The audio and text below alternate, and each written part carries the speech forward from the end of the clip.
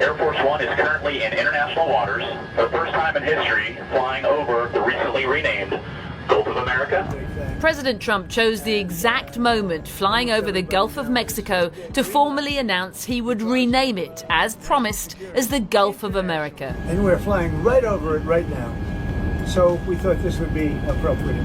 It may not be legal, and Mexico certainly hasn't agreed, but it's all part of Trump's plan to project American strength, as was his next airborne announcement, to slap tariffs on all imports of steel and aluminium. Any steel coming into the United States is going to have a 25% tariff. What about aluminum? Retaliation. We stand against unjustified barriers to free and fair trade. We will always take the necessary steps to protect.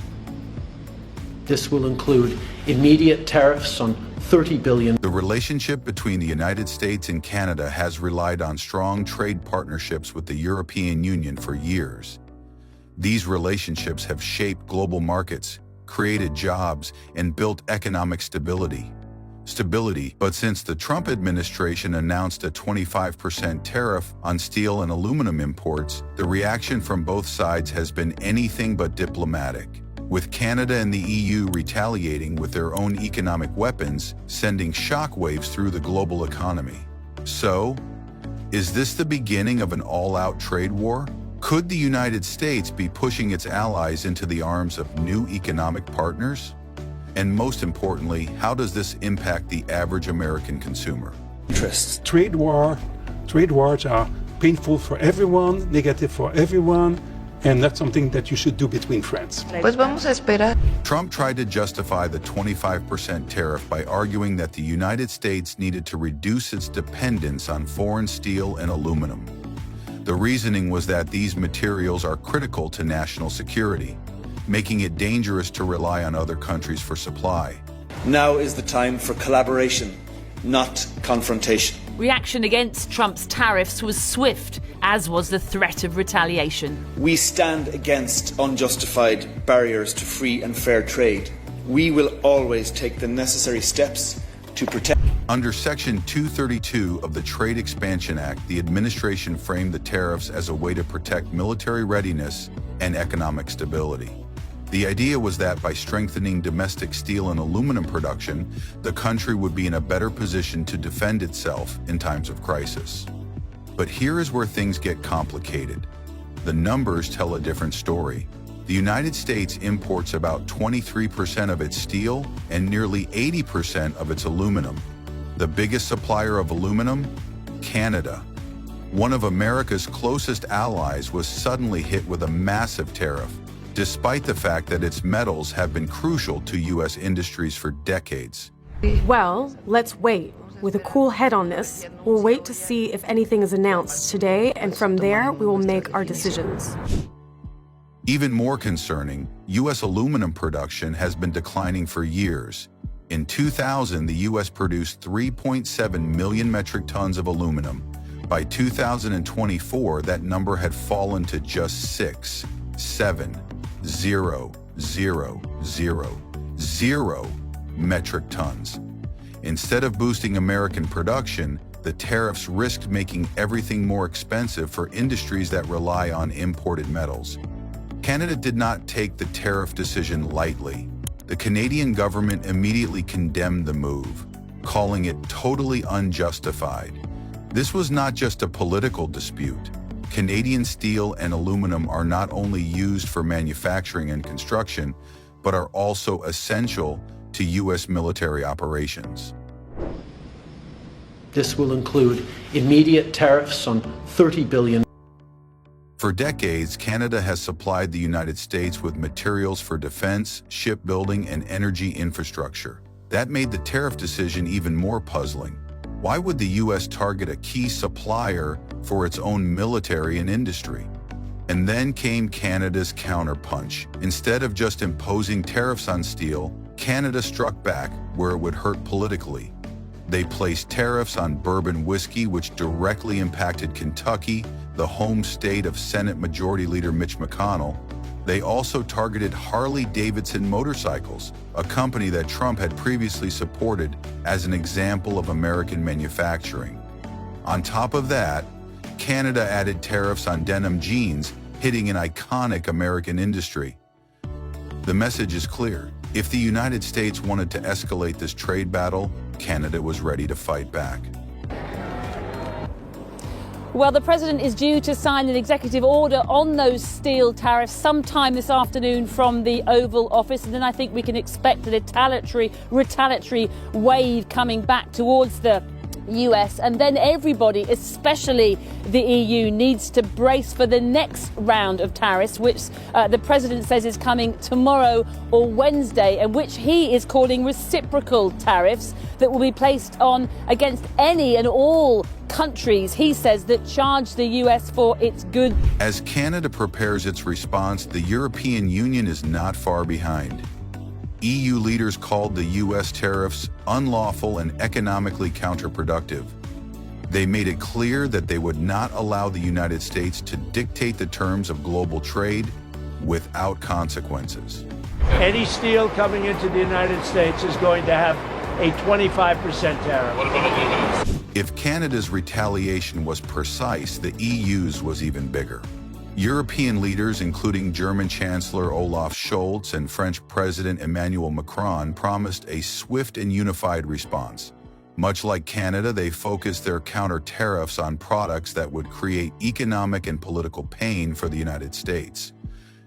The EU exports over 1 million tons of special steel to the US every year. If they chose to restrict that supply or raise prices, American industries that rely on European steel would feel the impact almost immediately. The automotive, construction, and manufacturing sectors could all see significant cost increases. Well, the UK steel industry has warned that American tariffs could deal it a devastating blow, affecting thousands of jobs across the country. Our economics correspondent, Helia Ebrahimi, is with me.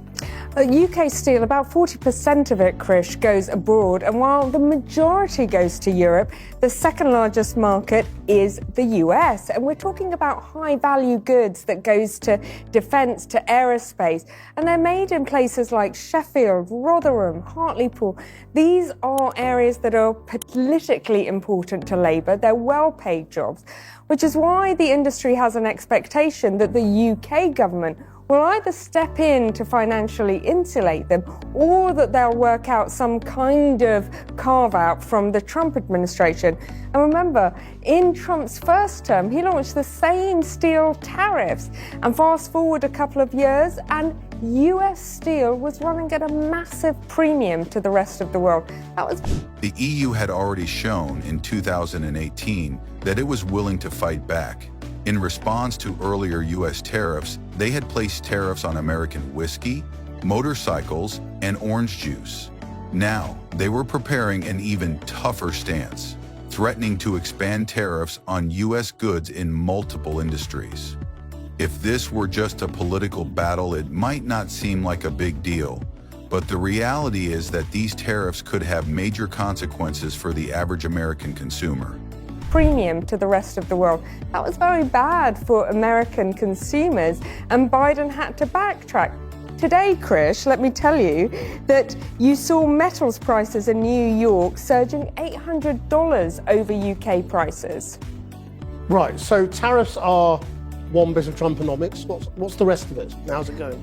Well, the president clearly uses tariffs, as Siobhan was saying, as a negotiating tool, but there were also a tax on imports, and that is desperately important in his battles with the upcoming budget. And here's the problem. US government spends a massive $7 trillion. Now, 4.2... And here is where things get even more concerning. Countries like China and Russia are closely watching this trade conflict. If the United States pushes Canada and the EU away, it could drive them into stronger trade partnerships with China. A shift like that could permanently change the global balance of power, reducing America's influence in international markets. Some analysts believe that Trump's tariff strategy is not just about economics. Instead, they see it as a geopolitical maneuver. By using tariffs as leverage, Trump may be attempting to gain bargaining power in defense negotiations and trade deals. Over UK prices. Right, so tariffs are one bit of Trumponomics. What's the rest of it? How's it going? Well, the president clearly uses tariffs, as Siobhan was saying, as a negotiating tool, but there were also a tax on imports, and that is desperately important in his battles with the upcoming budget. And here's the problem.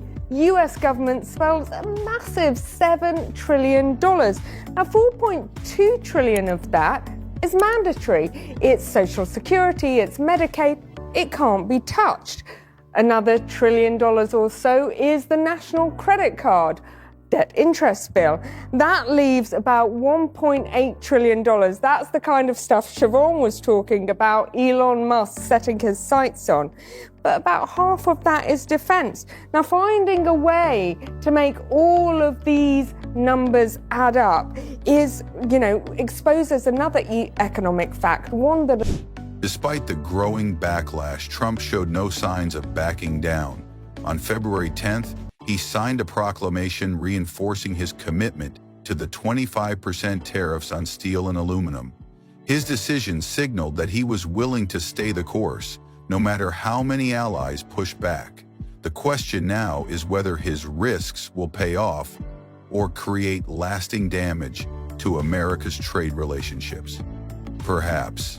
The biggest question now is whether this trade conflict will lead to a permanent shift in global alliances.